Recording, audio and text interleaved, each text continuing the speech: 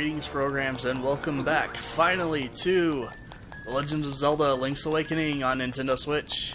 So, fun story, I had actually completely done this dungeon, and I had recording problems. I could not use any of it, so here we are doing it again. Hopefully this will be more successful. But, first off the bat, you'll see this door has a pot on it. Throw a pot at the door. The door opens. And already showing one of the best additions to this game, or this version at least, when you leave,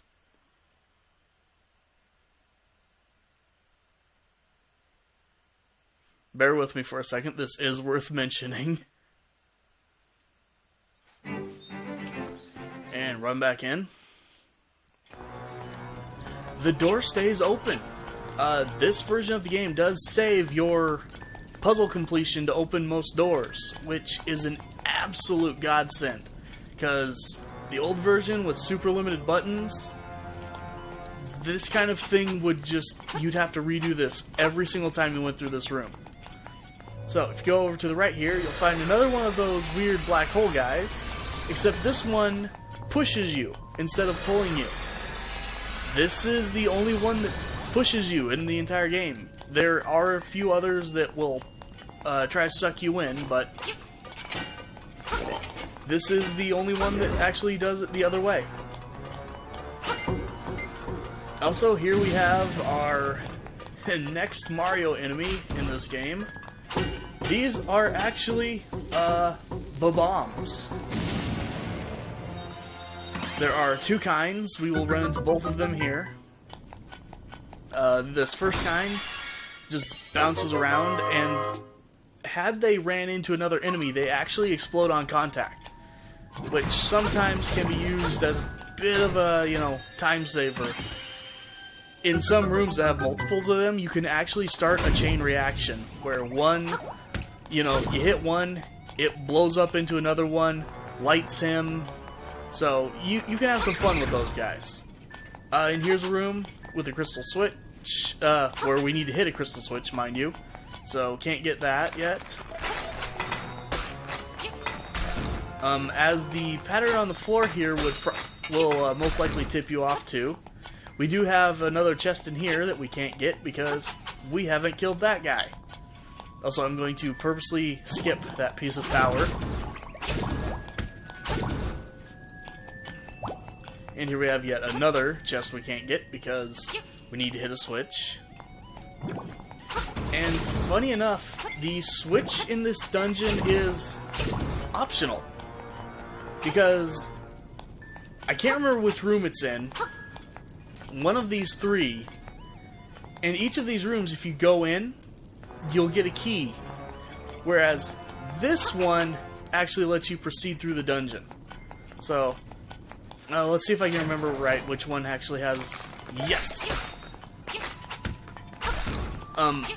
Generally speaking, when I play this game, I skip this whole section. So, I end up not getting all the chests, but I figured, for fun, I'd actually come in here and do it. Pop that, switch it, so later we can go back and get those two chests. Ah, heck, let's just go grab them now. We're here, we might as well. So, here we get the stone beak. Get a hint that I do not need. Also, can we just appreciate, Link's little itty-bitty patter steps while you have the shield out? Yeah, one thing, this game... I know that the art style has been divisive, but it definitely just has a charm to it. Whether you like it or not, it's enjoyable.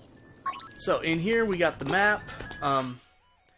Cool thing about this dungeon, actually, is top floor is a big key, bottom floor is a little key. So, nice little bit of theming there. I'm always a sucker for theming. And the Game Boy Zeldas tended to have like an extra degree of theming to their dungeons compared to most Zelda games. So, let's go in here, skip the other optional rooms, and just get on with the game. So, this annoying guy here, as we're about to find out, does actually teleport when you get close. Which leads to one of the slightly more annoying parts of this remake. Normally by now you... pardon me, I misspoke. You see, while this game does... I'm used to not having the bombs by now. I think that's because the first time I played this game, I forgot to go get them. In the original game, you could, like, just right off the bat go get bombs after you got the shovel, so you could have all of that stuff, like, pretty early. This one holds off on actually letting you have bombs, which are going to be quite important here in just a moment. First, we're actually going to run up here, and this room has the other kind of bomb, and these things are absolute pains in the butt. They count down, they follow you, and then they just explode, and you have to keep hitting them to knock them back.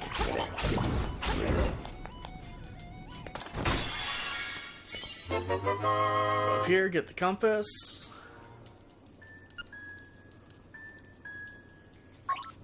But yeah, pardon my lapse in memory. I forget the bombs are very much required for this dungeon, so this is the first time you've really got the bombs.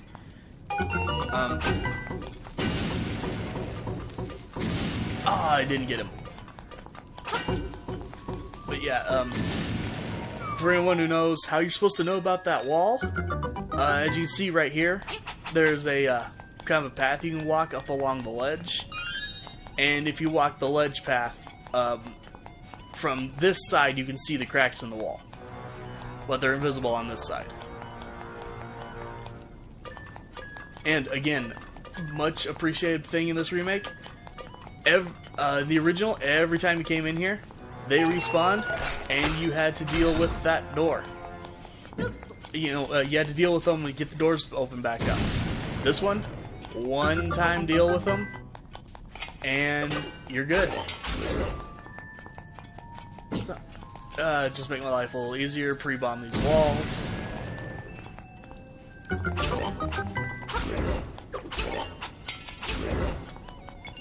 Also, I do have to say, I think this game probably does the most of any Zelda game to make the bombs, the shield, actually useful.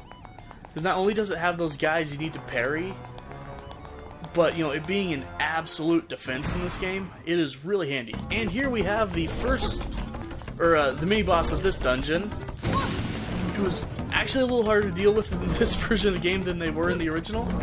These are the Dodongo snakes, who,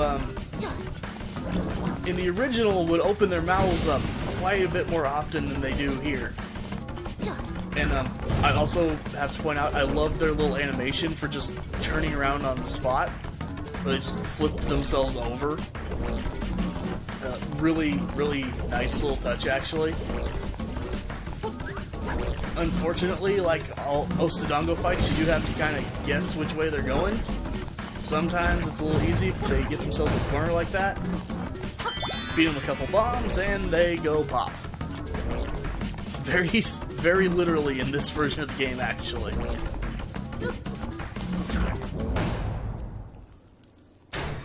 But yeah, the original Dodongo snakes, you could actually just, like, get them in a loop of bomb, and then, like, as soon as they started moving again, just pop another bomb in their mouth, and just, you know, they had no chance to basically stun lock them.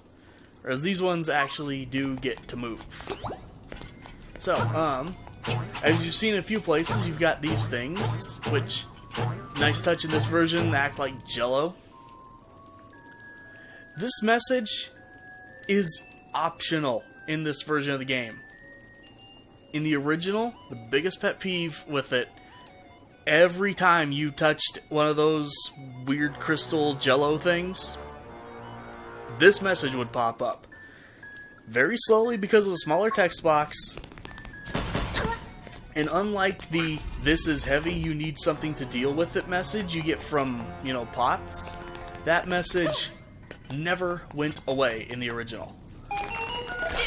So, another thing really cool in this game, you can combine a lot of items, and so you can do super jumps in this game by having your Pegasus boots equipped and getting a running start before you jump.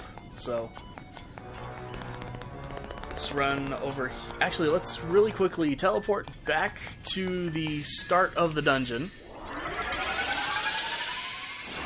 Another thing they changed in this version is you actually have to stay in the teleport pad in order to actually teleport. It used to be the second you touched it, you got warped. So again, nice little change. Nope. So I'm going to have to start running like right off the bat to get to this guy. But now that we can run fast, we can actually get to him. Which is a little bit of a fight because he can actually push you in diagonals. The original one only ever pushed you directly straight back. And while we're here, let's go ahead and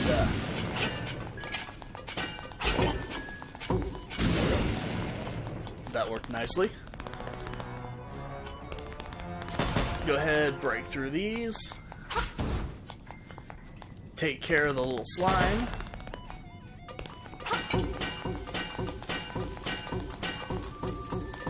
Play a very dangerous game of Pong there.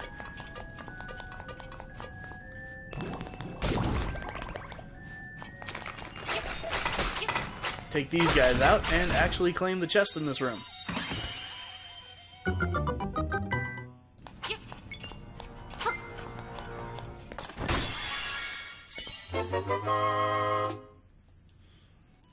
So, 300 rupees, extremely useful because we're going to need the bow and arrow soon, and that costs 980 rupees if I remember right, which in the original game was only 19 rupees away from the rupee cap. This version they do let you carry more rupees than that, which is again quite handy. Also, meet the most annoying room in Zelda, where you have to deal with those little guys getting stuck on you. Make it so you can't use your sword or anything. So, easy way to deal with these guys, dash into them.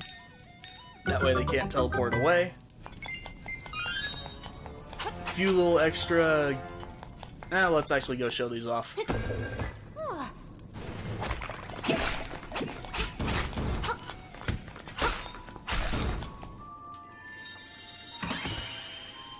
So, chest appears up there that we can go get. I believe that's another money chest.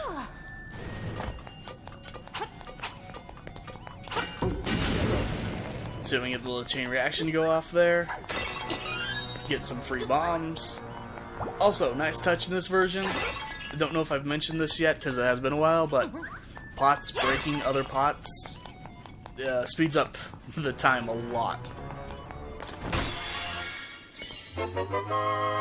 Alright, another 50 rupees, quite handy. I don't actually know off the top of my head what the rupee cap in this game is, but thankfully it is a lot more than it used to be. So, run through here. Get past all of these. And here we find yet another Mario enemy, at least sort of. This is one of 3 types of thwomp you'll run into in the game. So this one, actually you have to run into him. He makes the best face in the world and just falls out of the way. Also, nice little touch, when you're in side-scrolling, you do little vertical slashes. So again, get a super jump.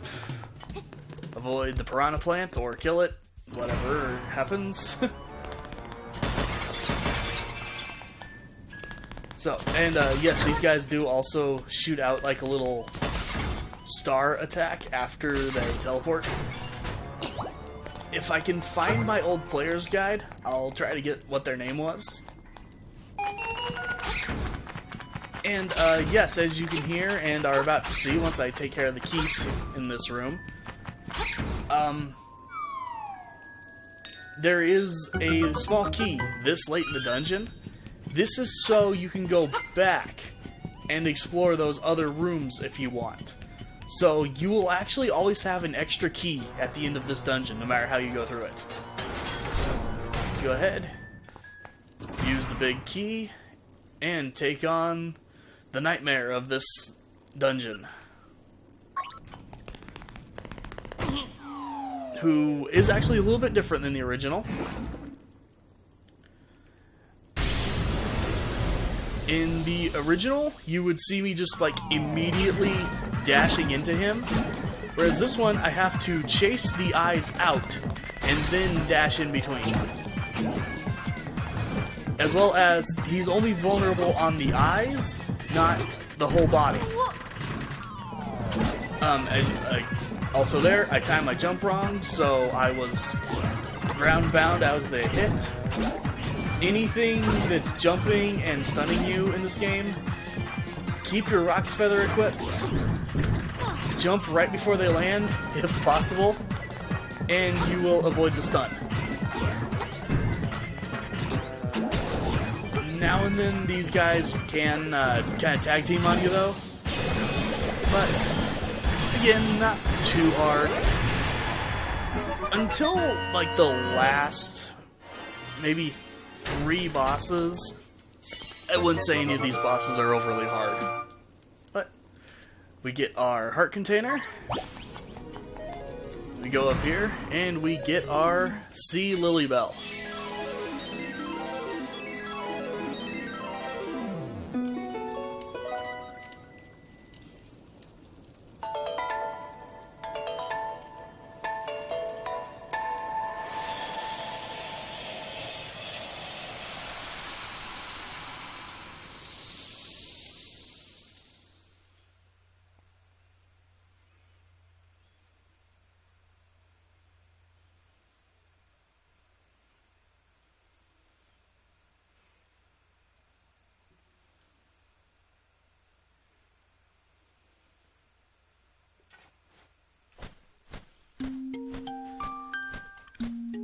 Once again, we get to talk to the owl.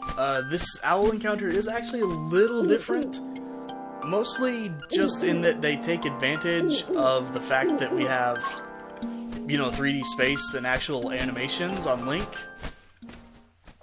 Because actually in the original, you would just come out of the dungeon, and then when you walked over to this screen, the owl would just be over here waiting for you.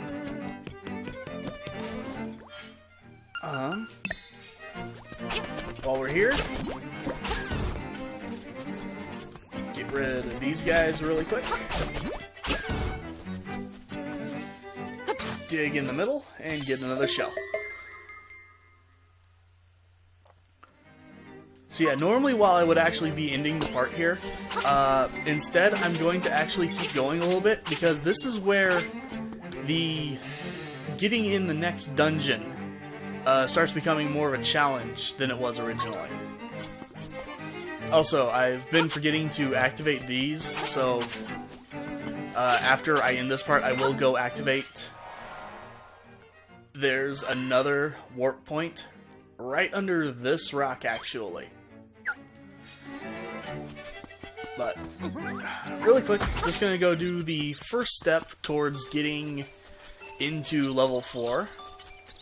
Which is when we actually get to go into the Dream Shrine. Which, in a wonderful meta, you go to sleep and dream inside of a dream world.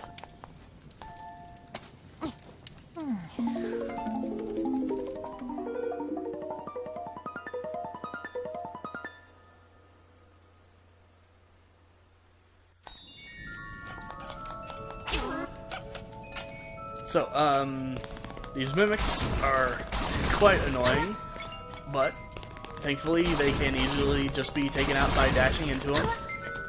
And this is another section of the where the game being made into 3D is like really nice, because in the original, you would so often end up walking into those guys during the screen transitions, whereas here, this being one continuous screen helps prevent that. But let's run up here, get what we really came for. What was actually the first time the ocarina was used in a Zelda game. Yes, you got something that looked like an ocarina in A Link to the Past, but at least as far as the English translation goes, they called it a flute. So I still count this as the first true ocarina.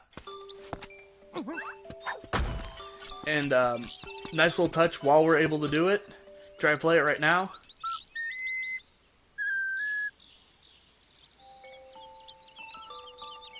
Well, it's an ocarina, but you don't know how to play it. One of the better little touches in this game. So, let's run over here with our ocarina, and instead of...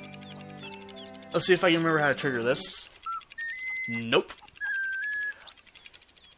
In the original version, you actually, like, used the ocarina beside her, and she would teach you the song, but instead, you actually talked to her.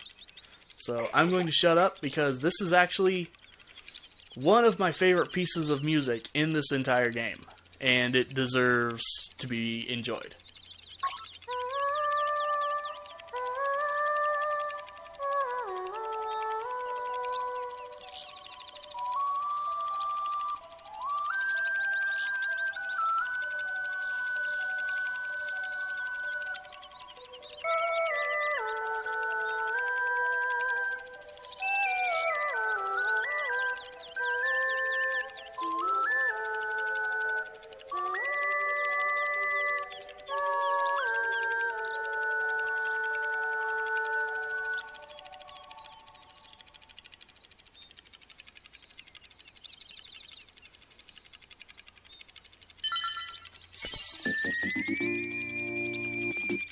And with that, we have learned the Ballad of the Windfish, the first of 3 songs, actually, that we will learn in this game.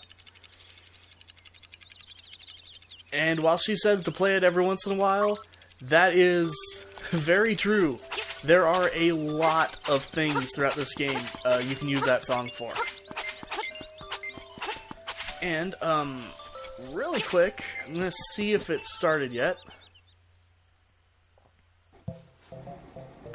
Okay, yes, we have the first of the new Mario figurines that will start appearing in the Trendy game.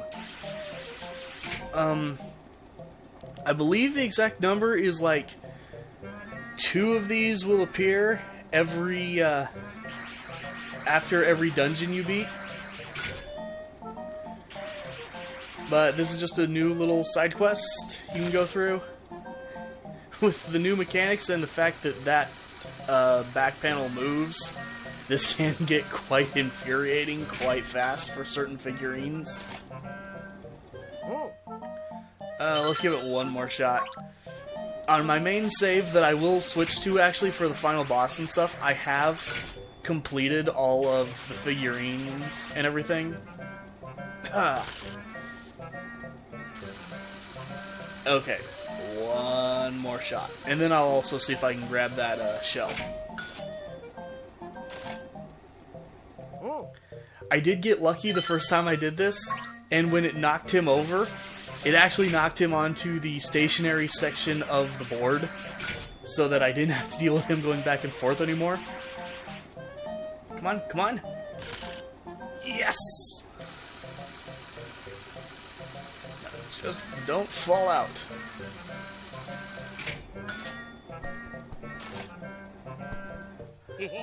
One time I even had an item actually fall on the little conveyor belt there, and then it fell backwards and went back into the game.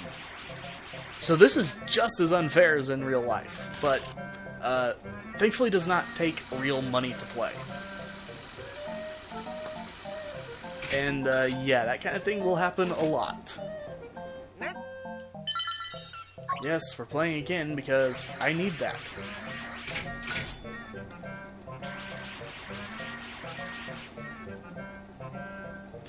I need a lot of those.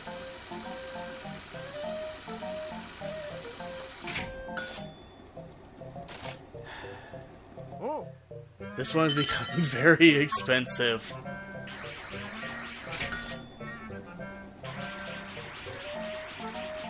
For a while, I was actually fairly good at this and was like one shot, you know, grabbing all the items. Oh, thank goodness.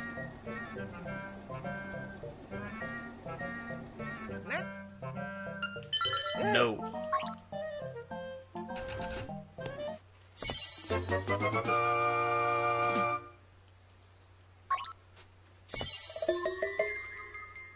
Crabbar finally claimed spoils from this game. Thing to know about those figurines, you can only have one of them at a time. Sorry, chicken. And hidden throughout all of the different houses here in Mabe Village are these little platforms that are labeled. And I cannot remember... Okay, this is the one where the Goomba goes. You can only have one of these at a time, so if you get one, you have to go find its platform before you can go back and do the next one. And the reward for doing all of them, I can't remember how many there are exactly, but when you get all of them found and placed, you are recognized as a master player of the Trendy game. And you get to play for 5 rupees instead of 10. So, for grinding out some of the really expensive, like, dungeon tiles for the, you know, the custom dungeon section of this game, it does help a little bit with that, but for the most part, it's not too helpful. It's just kind of fun to do. And I do actually plan on showing off some of the custom dungeon stuff just later. So, for now, I'm going to go ahead and end the video, so thank you guys for watching, and I will see you next time.